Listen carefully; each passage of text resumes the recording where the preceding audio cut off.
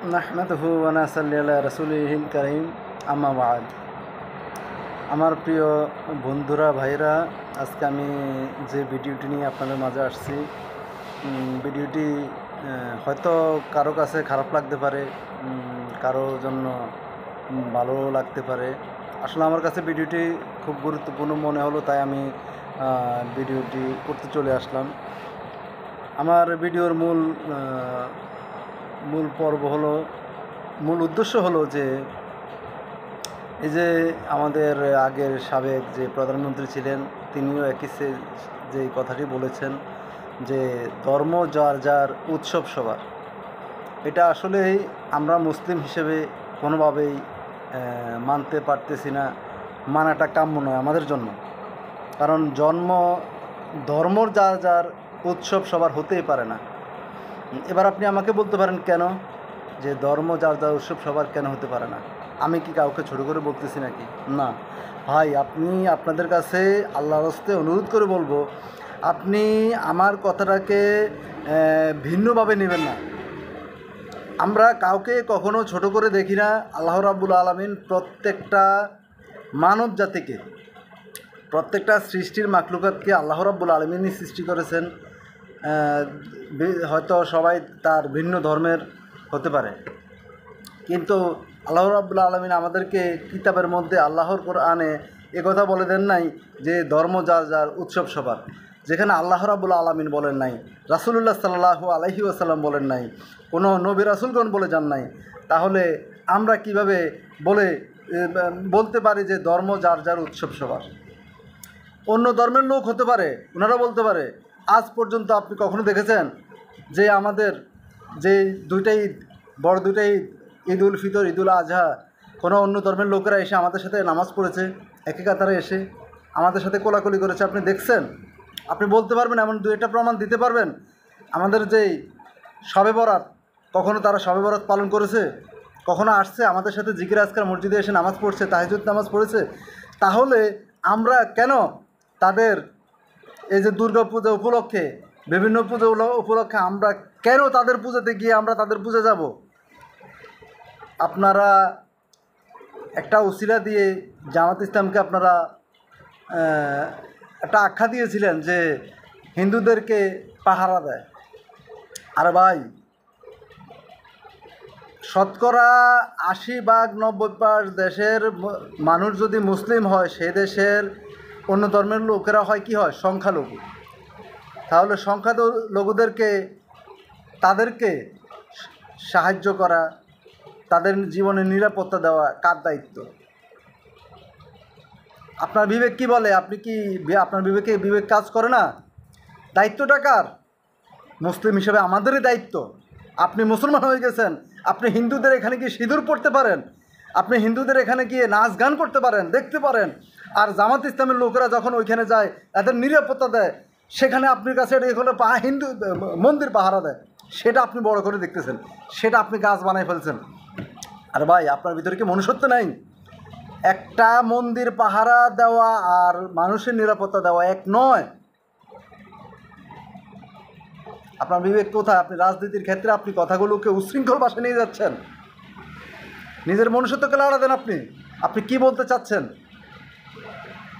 আপনি হিন্দুদের মন্দিরে গিয়ে ওখানে নাচ গান করবেন আর বলবেন যে ধর্ম যার যার, উৎসব সবার। আর জামাত ইসলাম যখন হিন্দুদেরকে নিরাপত্তা দিবে, তাদের কাছে যাতে কোনো তাদের ছেলে মেয়েরা, মা বোনেরা যেন অত্যাচারিত না হয়, প্রশাসনের মাধ্যমে, প্রশাসন যে কাজটা করে, যে পরিস্থিতিতে বাংলাদেশ জামাত ইসলাম প্রশাসনের কাজটা করেছে, সেই পরিস্থিতিটা কি আপনি একবার চিন্তা করে দেখেন। তখন 5ই আগস্টের পরে, 2024 5ই আগস্টের পরে যখন কোনো সরকার ছিল না, তখন দেশের পরিস্থিতিটা কী ছিল? তখন প্রশাসনের উপরে বাংলাদেশের মানুষের জনগণ সবচেয়ে বেশি ক্ষুব্ধ ছিল। তখন প্রশাসনেও কোনোভাবে কাজ করতে চায়নি। প্রশাসনের উদ্বোধন কর্মকর্তারা তখন জামাত ইসলামের কাছে সহযোগিতা চেয়েছিল। স্বাধীনতার পর থেকে এই পর্যন্ত প্রশাসনের লোক কখনো আওয়ামী লীগের কাছ থেকে কোনো সহযোগিতা চেয়েছিল? বিএনপির কাছ থেকে কোনো সহযোগিতা চেয়েছিল যে এই ধর্মের লোকদেরকে আপনারা নিরাপত্তা দেন?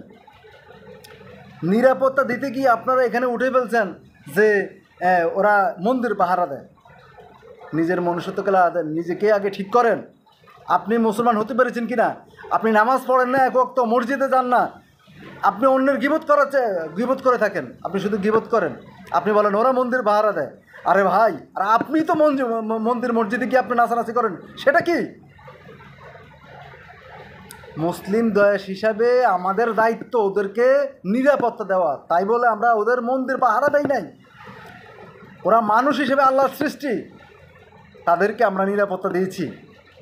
এটা আমি গর্ব করে বলতে পারি, এটাকে আপনাকে বলতে হবে।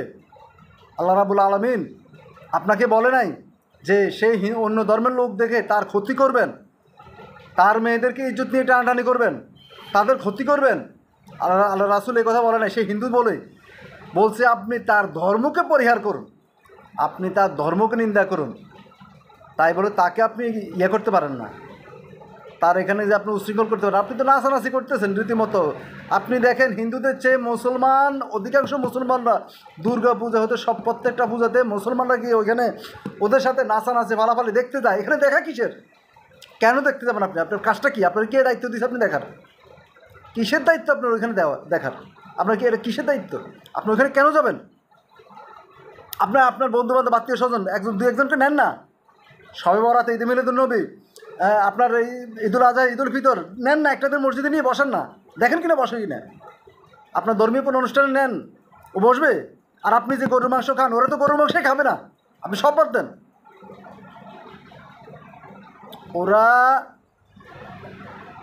ওরা এমন একটা ধর্ম, আমি তাদেরকে কখনো নিন্দা করবো না। ওদের ধর্ম ও পালন করুক, ওদের ধর্ম আমার হবে কেন? ধর্ম যার যার, উৎসব তার। উৎসব সবার না, যার ধর্ম উৎসব তার। আপনাকে এটা ব্রেনটে খেলতে হবে, আপনি এটা মাথায় রাখতে হবে। আপনি একজন মুসলমান, আপনি আপনার ধর্মকে আগে অগ্রাধিকার দিন। আপনি নামাজ পড়েন না, আপনি রোজা রাখেন না, আপনি জাকাত দেন না, আপনি হজ করেন না, আপনি কোটি কোটি টাকার মালিক, আপনি মুখে মুখে অন্যের সমালোচনা, অন্যের গীবত করে বেড়াচ্ছেন, অন্যদের রাজনৈতিক প্রতিহিংসার কারণে আপনি গীবত করে বেড়াচ্ছেন। কিন্তু আপনি সবার আগে আপনার বন্ধুর দাওয়াতে, আপনার আত্মীয় স্বজনের দাওয়াতে, আপনি হিন্দুদের মন্দিরে গিয়ে এখানে নাচেন, গান, আর হুজুরকে ওদের নিরাপত্তা দেওয়াতে, একদিন নিরাপত্তা দেওয়াতে আপনাদের কাছে গায়ে লেগে গেল, হুজুর কেন যাবে? ভাই, আগে নিজের মাইন্ডকে চেঞ্জ করেন, পরিবর্তন করেন। আপনি পরিবর্তন হন আগে আমাকে নিজেকে পরিবর্তন হতে হবে। আমি কি করতেছি? আমি অন্যকে যে বলতেছি আমি কি করতেছি? আমরা মুসলমান, নিজেকে মুসলমান দাবি করি, আমরা এখনও মুসলমান হতে পারিনি। 5 ওয়াক্ত নামাজ পড়লে মুসলমান হওয়া যায় না, মুসলিম হওয়া যায় না ভাই। আপনি দেখেন, আপনি মুসলমান হতে হলে আপনার ভিতরের যেই রাসূলুল্লাহ সাল্লাল্লাহু আলাইহি ওয়াসাল্লাম যে সুন্নতগুলো আদায় করতে হবে, প্রত্যেকটা দৃষ্টিকোণ থেকে, প্রত্যেকটা দিক থেকে। আপনি টুপি পাঞ্জাবি গায়ে দিয়ে থাকবেন, আপনার সুন্নত পালন হয়ে যাবে, তাও না ভাই। ইসলামে তো সোজা না, আবার ইসলাম কঠিনও না ভাই। আমি ইসলাম সম্পর্কে ধারণা নাই, যতটুকু জানি অন্যকে জানানোর চেষ্টা করি। আপনাকেও সেটা করতে হবে। আপনি নামাজ পড়তে পারেন, অন্যকে দাওয়াত দিতে হবে, সে যাক আর না যাক। আপনি অন্যের দাওয়াতে কয়দিন অন্যকে নামাজের দাওয়াত দিয়েছেন, কিন্তু মন্দিরে তো ঠিকই চলে যাচ্ছেন কেন? সবাই বলতেছে ধর্ম যার যার, উৎসব সবার, কেন হবে? এটা আমার দৃষ্টিকোণ থেকে আমি মানতে পারলাম না। তাই আপনাদেরকে বলবো, আপনারা আমি আমার হিন্দু ভাইদের উদ্দেশ্যও বলবো, আমি কাউকে কটাক্ষ করেও কথা বলিনি। আমি শুধু এতটুকুই বলতে চাই, ধর্ম যার যার, উৎসব তার। আমাদের প্রিয় নবী হযরত মুহাম্মদ সাল্লাল্লাহু আলাইহি ওয়াসাল্লাম আমাদেরকে এই শিক্ষা দেননি?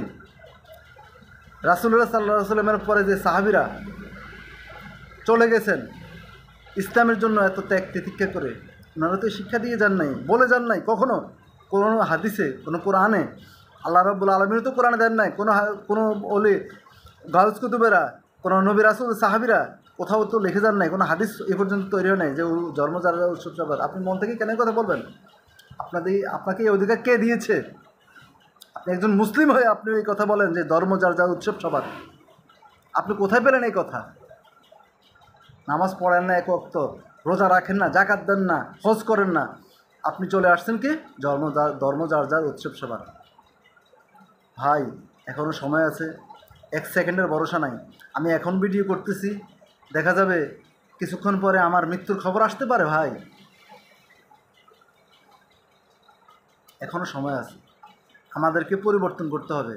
আমরা কারো শত্রু না, আমরা এই দেশের সবার বন্ধু, এই দেশের আমাদের সবাই নাগরিক। আমরা অন্য ধর্মের লোকদের এদেরকে নিরাপত্তা দিতে হবে, এদেরকে নিরাপত্তা দিব। তাই বলে এদের মন্দিরে গিয়ে আমরা নাচ গান করব, ধর্ম যার যার, উৎসব সবার, এটা হতে পারে না ভাই। আমি আপনাদেরকে, আমি আমার মুসলমান ভাইদেরকে আকুলভাবে অনুরোধ করব, আপনারা এই বিষয়টা এড়িয়ে যাবেন। অনুরোধ করব যে আপনারা কখনো এই জিনিসগুলোকে কখনো প্রাধান্য দেবেন না। ধর্ম যার যার, উৎসব সবার, কখনোই মানা সম্ভব নয়। আমি একজন মুসলমান হিসেবে আমি মানতে পারি না ভাই, আমার কলিজে আঘাত লাগে। আমি প্রিয় নবী হযরত মুহাম্মদ সাল্লাল্লাহু আলাইহি ওয়াসাল্লামের উম্মত হিসেবে, আল্লাহর একজন নগণ্য বান্দা হিসেবে আমি আপনাকে আমার বিবেক থেকে কথাটা বলতে হয় যে আমার ভিতরে এই কথাটা কখনো আসবে না ভাই। আপনি কিভাবে বলেন? আপনি একজন মুসলমান না ভাই? আপনি একজন মুসলমান ভাই, এ কথা কীভাবে বলেন? আপনি মন্দিরে কেন যাবেন ভাই? এখানে আমাদের কোনো কাজ নেই, আপনাকে কোনো প্রশাসন আপনাকে দায়িত্ব দেয় নাই যে আপনি ওইখানে যাওয়ার জন্য, নিরাপত্তা দেওয়ার জন্য আপনি গেছেন। জামাত ইসলামকে দায়িত্ব দিয়েছিল, সহযোগিতা চেয়েছিল, তখন প্রশাসন ছিল না, প্রশাসন দুর্বল ছিল, প্রশাসন ছিল কিন্তু দুর্বল ছিল।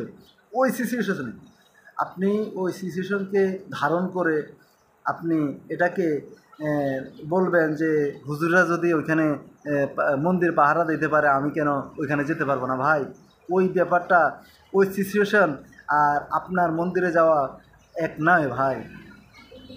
জামাত ইসলামের লোকেরা আপনার মন্দির তো দূরের কথা, মন্দিরের যে ভিতরে যে মন্দিরগুলো বানিয়েছে ওখানের, আমিও ছিলাম ওইখান থেকে দেখাও যায়নি। কথা বলছেন ভাই? আমরা ওইদিকে তাকাইনি, আমরা শুধু এখানে তাকিয়েছি হিন্দু ধর্মের ভাই বোনদের, মা বোনেরা আসছে, ওনাদের কোনো ক্ষতি হয় কি না, কেউ ওনাদেরকে ডিস্টার্ব করে কি না, শুধু এই দায়িত্বটুকু পালন করা হয়েছে প্রশাসনের দিক থেকে। প্রশাসনের ভাইয়েরাও ছিল, ওনারা যেই কাজটা করেছে আমরাও ওনাদের সাথে সহযোগিতা করেছি। এটা আমাদের শুধু জামাত ইসলামের না ভাই, বাংলাদেশের ইসলামী দলের শুধু এই দায়িত্ব না ভাই, প্রত্যেক মুসলমানের এই দায়িত্ব যে অন্য ধর্মের লোককে আপনি নিরাপত্তা দিবেন। তাই বলে আপনি তার মন্দিরকে, তার পূজার জায়গাকে নিরাপত্তা না, তাকে নিরাপত্তা দেন। নিরাপত্তাটা কি? তাকে যদি কেউ ডিস্টার্ব করে, হ্যাঁ, তাকে যেন কেউ কোনোভাবে ডিস্টার্ব করতে পারে না পারে, সেই দিক থেকে আপনি লক্ষ্য রাখবেন। সে তার ধর্ম পালন করবে, আমি আমার ধর্ম পালন করব। আমি তার ধর্ম নিয়ে তাকে, তার ধর্মতে আমি বাধা দিব কেন? আমি চেষ্টা করতে পারি আমার ইসলামী দৃষ্টিকোণ, আমি যদি তাকে কোনোভাবে বুঝিয়ে আমার ইসলামকে পরিপূর্ণভাবে তাকে বুঝাতে পারি, আল্লাহ রাব্বুল আলামিন যদি কবুল করে, আমার চেষ্টা করতে হবে। কিন্তু আমি তার ধর্মের কোনো ক্ষতি করতে পারবো না, তার কোনো ক্ষতি করতে পারবো না, এটাই ভাই। আমি তার পূজা মণ্ডপে কেন যাব? আমার ওইখানে দায়িত্ব নাই? একটা হলো দায়িত্বের দিক থেকে, একজন প্রশাসনের লোক, সেও কিন্তু মুসলমান, তো সেখানে সে কেন গেল? সে মুসলমান না, তার দায়িত্ব, সে তাই দায়িত্ব পালন করছে, তার দায়িত্ব পড়ার কারণে সে দায়িত্ব ওইখানে গেছে। তাই বলে সে হিন্দু হয়ে যায় নাই, মন্দির পাহারা দিছে এমন না ভাই। আপনি প্রশাসনের দিক থেকে, প্রশাসন, পুলিশ, সেনাবাহিনী যে কাজটা করেছে, আমরা ঠিক সেমটাই কাজটাই করেছি। আমরা কারোর সাথে হাত মিলাই নেই, কারোর সাথে কথা বলি নেই, আমরা শুধু ওইখানে গিয়ে তাদেরকে দেখেছি যে কারো কোনো ক্ষতি হচ্ছে কি না, এতটুকুই। আমি আপনাদের কাছে অনুরোধ করব ভাই, আপনারা যারা এই কথাগুলো বলেন, ধর্ম যার যার, উৎসব সবার, এগুলোকে উদ্ঘাটন করে, এগুলোকে রিয়েক্ট করেন, কখনো এগুলোকে মানবেন না। আমরা কখনো মানব না মুসলিম হিসেবে, কারণ আমাদের ধর্মের কাজগুলো, আমাদের যে এগুলো, কেউই কিন্তু কোনো ধর্মের লোকেরা আসবে না, এটাই বাস্তব ভাই। আপনি কেন যাবেন ভাই? আপনি একজন মুসলমান, আল্লাহ এমন এক নবীর উম্মত হয়েছেন আপনি, আপনার তো সৌভাগ্য হওয়ার কথা ভাই। আপনার আল্লাহ রাব্বুল আলামিন যে রাসূলকে দিয়েছেন, এটা তো আমাদের সৌভাগ্য, আমরা এমন এক নবীর উম্মত হয়েছি ভাই। তাইলে আপনি নবীকে স্মরণ করতে হবে। এই সৌভাগ্য আমরা যদি হাতছাড়া করে ফেলি, রাসূল আমাদেরকে স্বীকৃতি দেবেন না ওনার উম্মত হিসেবে, তাহলে আমরা কীভাবে জান্নাতে যাব? রাসূল যেটা করেন না আমরা যদি সেটা করি, রাসূল তো আমাদেরকে চিনবেন না, হাসর কিয়ামতের দিন আমাদেরকে চিনবেন না ভাই। তাহলে আমরা কী হিসেবে পরিচয় দেব? তো আমি আপনাদের কাছে অনুরোধ করব, কেউ পূজা মণ্ডপে ওদের সাথে গিয়ে নাচবেন না, গাইবেন না, হ্যাঁ, ওদের সাথে যাবেন না ভাই। ধর্ম যার যার, উৎসব সবার কখনোই হতে পারে না। আমরা আমাদের একটাই স্লোগান, ধর্ম যার যার, উৎসব তার। আমাদের ধর্ম আমরা পালন করব, বরং অন্য ধর্মের লোককে আমরা দাওয়াত দেব। দাওয়াতের মাধ্যমে সে যদি আমাদের ধর্ম পালন করবে। পৃথিবীতে সৃষ্টির সেরা মাখলুকাত হলাম আমরা, আমাদের দ্বারা সব সম্ভব। আর আল্লাহ রাব্বুল আলামিন সকল ধর্মের মধ্যে শ্রেষ্ঠ ধর্ম হলো ইসলাম।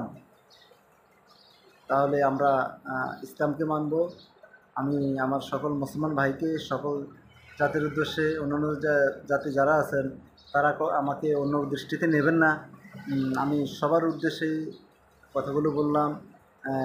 সবাই আমার ভিডিওটা দেখবেন, ইউটিউব চ্যানেলটা দেখবেন, ফেসবুকটা চ্যানেলটা দেখবেন, তারপরে আমার টিকটক চ্যানেল আছে। সবাই আমাকে ভালোবাসবেন। আপনাদের প্রতি দোয়া ও ভালোবাসা রইল। এই পর্যন্ত আমি আজকে আমার ভিডিওটা শেষ করলাম। আসসালামু আলাইকুম ওয়া রাহমাতুল্লাহি ওয়া বারাকাতুহু।